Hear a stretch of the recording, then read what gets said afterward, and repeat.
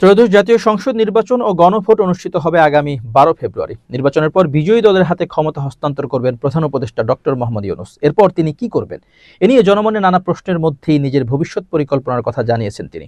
11 জানুয়ারি রাষ্ট্রীয় অতিথি ভবন যমুনায় জাপানের প্রয়াত প্রধানমন্ত্রী শিনজো আবের সহধর্মিণী আকিয়া আবের সঙ্গে বৈঠকে নির্বাচন পরবর্তী পরিকল্পনার কথা জানান ডক্টর ইউনূস।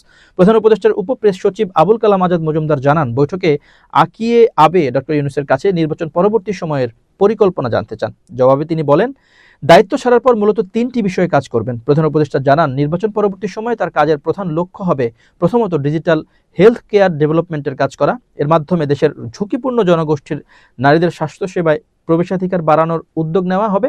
পাশাপাশি প্রবাসী বাংলাদেশিরা যেন ডিজিটাল পদ্ধতিতে তাদের পরিবারের সদস্যদের স্বাস্থ্যসেবার খোঁজ খবর রাখতে পারেন, সে ব্যবস্থাও করা হবে। দ্বিতীয়ত, তরুণ উদ্যোক্তা তৈরির কার্যক্রম অব্যাহত রাখা। এক্ষেত্রে যুব সমাজকে উদ্যোক্তা হিসেবে গড়ে তোলার কাজ তিনি চালিয়ে যাবেন।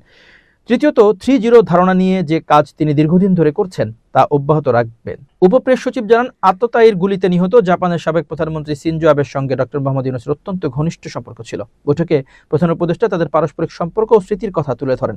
বৈঠকে আরও জানানো হয়, নির্বাচনের পর আগামী মার্চের 3য় সপ্তাহে সাসাকাওয়া ফাউন্ডেশনের আমন্ত্রণে ডক্টর ইউনূস জাপান সফর করবেন। প্রধান উপদেষ্টা বলেন, সাসাকাওয়া ফাউন্ডেশন বিশেষভাবে ওশিয়ান রিসার্চ নিয়ে গবেষণা করে।